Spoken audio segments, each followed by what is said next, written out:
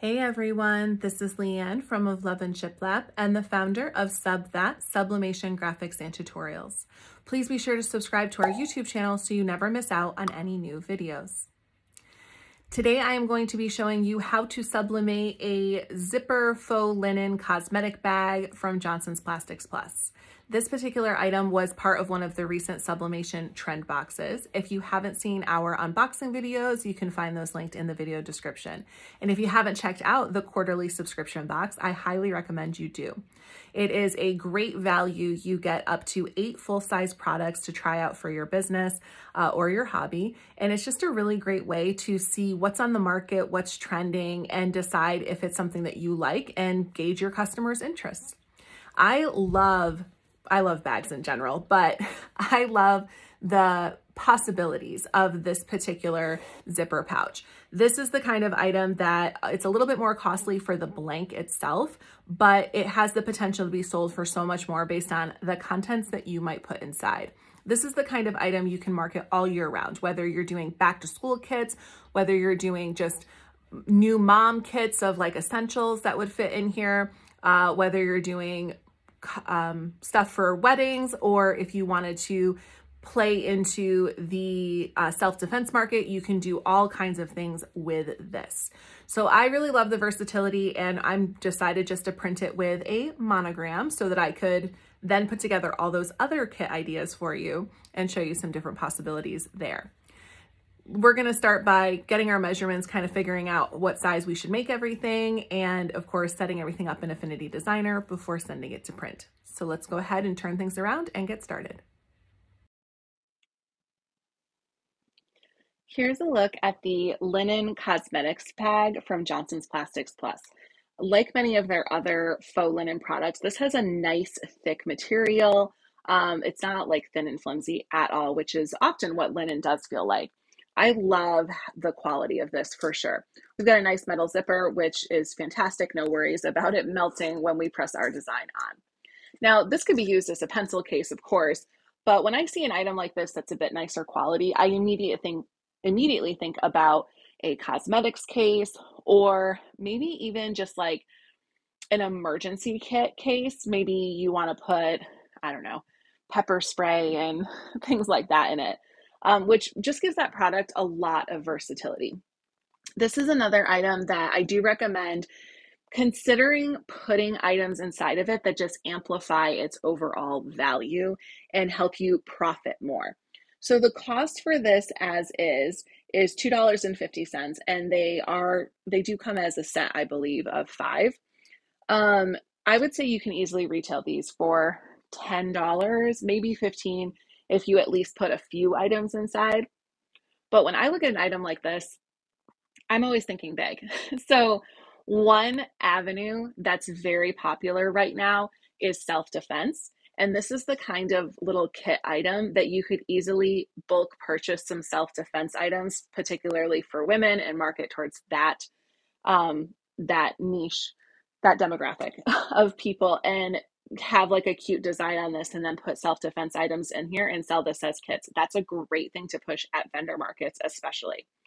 Another potential use for this is bridesmaid kits or bride emergency kits, which again, a very popular avenue. Maybe you want to put little like travel size packets of ibuprofen, some dental flossers, a mini toothbrush, mini toothpaste, some chewing gum, Band-Aids, maybe a little super glue, like different things like that someone might need on the day of a wedding in case anything goes wrong. You can put cute stuff like that in here and then personalize the bag. If you're big into cosmetics and you give it a lot of samples, or just maybe you have another business selling cosmetics, maybe you're involved in one of the network marketing companies, you could decorate this up and then put cosmetics in there. It's just like a nice gift for your customers as well. And I think just a general personal emergency kit is another good idea for this. And when I talk about these different kits, whether we're talking about self-defense or weddings or just a general personal emergency kit for your purse for moms, we're talking about something that you can easily push for $40. No problem, all day, every day. And that's really going to help you get the most bang for your buck and it doesn't really require a lot of extra effort on your part. It mainly is going to require you to just source some bulk budget friendly items that fit the category of what you want to put in here. So you can technically print this full bleed. You're going to want to use maximum pressure if you do because of the seams that are here on the edges. The zipper itself can actually just hang off the edge of your heat press. That's my always preferred method with anything with a zipper. But also this has so much beautiful space that you can just do a design in between if you don't want to have to worry about potentially having some uneven transfer because of the stitching. That uneven transfer can also be alleviated by using some foam inserts inside, a pressing pillow, anything like that, if you happen to be someone who likes those. So just eyeballing this, the bag itself is 9.5 inches by 6.25 inches. And we're really just thinking about how big could we make that design? I'm going to say 7 inches would be my max width. I probably would go more like 6 inches so that it doesn't look like it's overpowering the bag. And then for my height, I'm really looking good at that 4 inches. So 4 inches by 6 inches is going to be my preferred design size for this.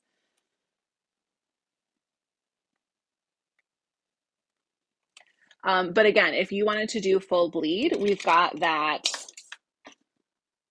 9.5 inches roughly by 6.25 that you can do as well. So you've got two different options there.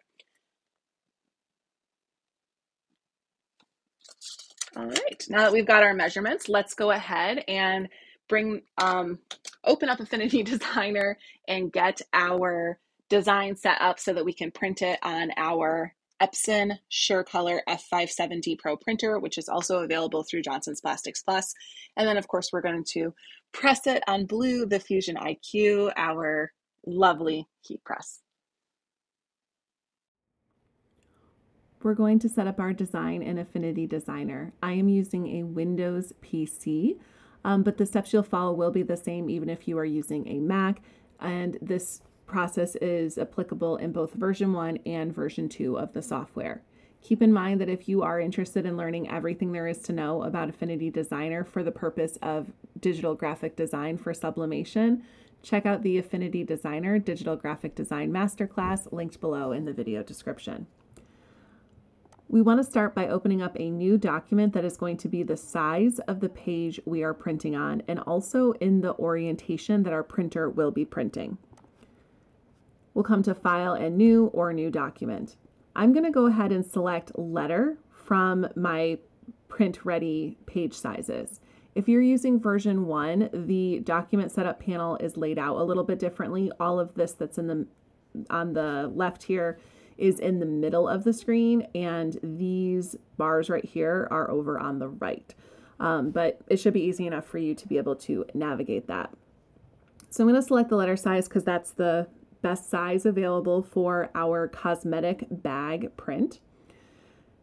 With sublimation, we always want to make sure to come to our color tab and change that color format to RGB/8. This is the color format for sublimation printing. Most other types of printing do use CMYK, but again, we're doing sublimation, so we need to adjust accordingly. The color profile that should be selected by default is this sRGB IEC followed by some numbers. This is the most current color profile for RGB/8. If you are using a Mac or an older device, you may find that using the Adobe RGB 1998 option is a better option for you for color accuracy. This is especially true if you're using a Mac because Macs are known to have some color issues on printing. Now, I don't need any margins or anything like that on this, so once you have everything set up, you can go ahead and click Create. Next, I want to import my graphic that I plan to print. I'm going to stick with just a simple monogram. That way I have the potential to use this bag for a bunch of different ideas that I have in mind for it. We're going to select the Place Image tool, which is this icon that looks like a picture. And I'm going to pull up this succulent monogram that's available on my website. I'll go ahead and select the L for Leanne. And then when you see that downward arrow with the little portal, you want to click and drag to size that on your canvas. Now, you always want to check where your boundary box is in relation to the edge of your actual design. We can see here that there's some empty space, which means that whatever we size this as, it's going to factor in that negative space. It's quick and easy to fix this. Simply right-click on your graphic and select rasterize. But before you do, make sure that your graphic is actually sized large enough, because once you click that rasterize option, you are going to, it's going to be locked in at that size. It's going to change the DPI, all of those things. And you can always check DPI of any element right up here in your context toolbar for a PNG layer. So you can see it says the overall size and the DPI that it is currently at. You will then right click and rasterize, as I said, and that's going to resize those boundary boxes. Now you'll notice if you look up here, it immediately shows that this is down to 300 DPI because we resized it. So it is important to make sure you have everything sized accordingly before you hit that rasterize option. Over here in our transform panel, which is going to be in the bottom right of your screen, we want to adjust our width or height, whichever is most relevant for your design. Make sure that you lock the aspect ratio before you change these numbers. If you're using version 2 of Affinity Designer, when it is locked, it looks like a link, and when it's unlocked, it looks like a broken link. So there's the broken link, there's the link. If you're using version 1 of Affinity Designer, there is an infinity figure 8 type symbol here, and when it's locked, there's little arms that come off of it. We always want to lock the aspect ratio when we resize something so that we maintain the original proportions and don't end up skewing our artwork. Now, I always modify whichever is the larger dimension first and then decide from there. So in this case, our maximum width of this is 6 inches. So we can come up here to the width and put 6 inches. Now at 6 inches, my height is still 5.869, and we determined that 4 inches was really kind of the ideal height for this bag. Now I always believe there's a little bit of wiggle room, so I'm actually going to go with we'll do 4.75, and that will be the size of our design to fit on this cosmetic bag. It should still fill the space nicely without looking oversized. Now in this case, I'm actually going to move this right up to the top because I want to be able to save the other half of this page, whether you want to save it to use it as nozzle check paper or scrap paper or whatever. I try not to be super wasteful. Typically outside of tutorials, I do just group multiple designs together and print them. Makes life a little faster and easier. So we've got this all centered and ready to go. We're going to come to File and then Print. You will choose your printer from your drop-down menu. You'll see that I have my old Sublimation printer still listed here and the new Epson SureColor F570 printer. Next, you want to click on Properties. Don't change anything else that's in here. Everything that's in here by default is already set to go. You're going to click on Properties, and this is where you would change anything that is relevant to your specific printer. Now, my Properties looks a little bit different because it's for the Epson SureColor F570. But if you were using one of the Workforce or EcoTank printers, you would have a different setup panel. You can, of course, refer back to older tutorials and see what that looked like. But this is where you will then change your paper type settings if relevant. If you have an ICC profile, all of that stuff is going to be handled here in this Properties box. Now, I don't have to change anything because the Epson F570 Pro printer is ready to go for sublimation. Everything is already ready. It's hands down was the easiest to set up, easiest to work with, fantastic results. Like, I can't even express how amazing this printer is and how much you probably need it in your life. The only thing I want to do is select my source. In this case, I'm going to use my auto sheet feeder. The Epson F570 Pro does have the ability to do rolled paper up to 24 inches wide. It also has the auto sheet feeder for up to 11 by 17. And then you can use the sheet function without the roll paper installed to do larger sheets like Super B 13 by 19. So I'm going to select that auto sheet feeder. And I'm going to come right here and I'm going to choose textile. Ooh. It would probably help if I plug the printer in. Let's try that again.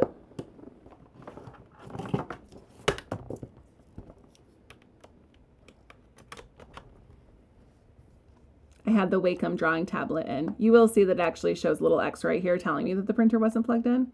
There we go. This is letting me know that I have the printer set to the wrong setting. The printer is set to rigid for hard substrates. So I can actually just change that on my printer screen through the paper setup option. I don't need a print preview, and there is literally nothing else for me to change here. So I'm just going to go ahead and click OK. And then click OK again and send this off to print. I'll just show you this really quick. Changing your paper type setting is very easy. You simply come over to your home screen here, and then you're going to click on where it says paper setting, and you'll choose the paper that you want to adjust. In this case, it's my auto sheet feeder. And then we're going to do change paper type / paper size. And right up where it says paper type, I'll just choose it over to textile. That's it. Go back to home and you are ready to print. Now this printer does have the functionality to do wireless printing. And I thought that with my high-speed internet, it actually would go a little bit better, but I still noticed that it doesn't have the best connectivity. Now, this is very common with any commercial level printer. It is very common for them not to work the greatest over wireless internet. It's just the amount of bandwidth that a printer like this requires. So the same is true of the iColor white toner printers, the iColor sticker printers, the Oki / Creo white toner printers, and the other larger formats of the Epsons. So just something to be aware of. I find plugging it in to be just as easy because all my other printers plug in. So why not this one as well? Let's go ahead and zoom back out. We are printing. Now this printer actually does have a paper tray that would hang out here to hold your printed sheets. I just personally don't have it installed. It just takes up a lot of space and I really want my workspace. So we're going to go ahead and trim this up. Let's grab our paper trimmer. You could, of course, just use scissors, but I really like paper trimmers. Anytime you're printing for sublimation, you want to make sure that you are trimming your paper. Simply because no matter what printer you have, there's always a potential for the ink to catch on the rollers and get on the edge of your page. You don't want to risk that, so therefore we trim.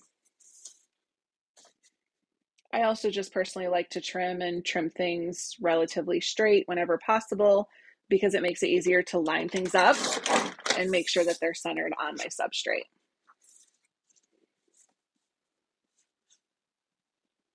So I usually trim pretty close to the edge for something like this.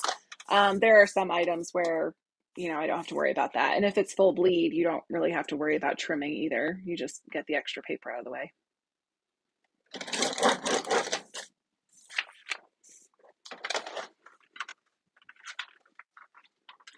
All right, so now we are ready to bring this over to our heat press. We need to first pre-press our zipper bag. We want to make sure to lint roll, and then we'll go ahead and tape this on. So the first thing we want to do with our zipper pouch is go ahead and lint roll it. Remember that if you don't lint roll, you're likely to get little blue specks on your substrate when the high heat is exposed to it. So we're going to lint roll and then we're going to pre-press. It's always important to pre-press any textile item because textiles absorb atmospheric moisture, and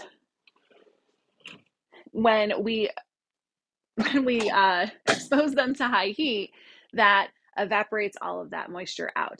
Now, this shouldn't really be a big surprise because this is exactly what happens when we dry our clothes in the dryer. We put them in the dryer, they seem like they shrink, but they don't actually shrink because after we wear them, they have stretched back out. That is just the process of the fibers relaxing with more moisture. With sublimation, we want to make sure that we do the pre-press, because if we don't, when that shrinkage is happening, the gas ink from our design is going to be taken with it, and that causes ghosting. It's the number one cause of ghosting, is inadequate pre-pressing. Now, I always recommend you pre-press for a minimum of half the time which your full press is. This is going to vary depending on your humidity. I'm in North Carolina. We are moving into summer temperatures by most people's standards. And as such, the humidity is very high. So I went ahead and did a full 50 seconds for pre-pressing this. Now, anytime you're doing something that you have never done before that has a zipper, make sure to double check that the inside did not fuse shut. Low quality products will end up fusing inside, and that is very frustrating because you can't get them apart all the time. That's sort of like the adhesive that's inside. So we're good there, because this is a nice high quality pouch from Johnson's Plastics Plus. And I do like to press with my zipper hanging off the edge. Let's go ahead and put our design on here. I'm just going to eyeball it and center it. You could choose to use some basting spray if you wanted, or you can choose to use some heat tape, or you can choose to use nothing. My personal preference is to use nothing more times than not, but I do use heat tape or spray in tutorials because I want to make sure you guys are set up for success. So as such, I'm going to go ahead and use 2 little pieces of tape here, and then put a piece of blowout paper on there. Slide it on back for Blue the Fusion IQ and get it going. So we are doing this at 400 degrees for 50 seconds. I actually pushed the zipper underneath there instead of at the edge because I was talking, but I did do the pre-press with the zipper on the edge, which is what I normally like to do.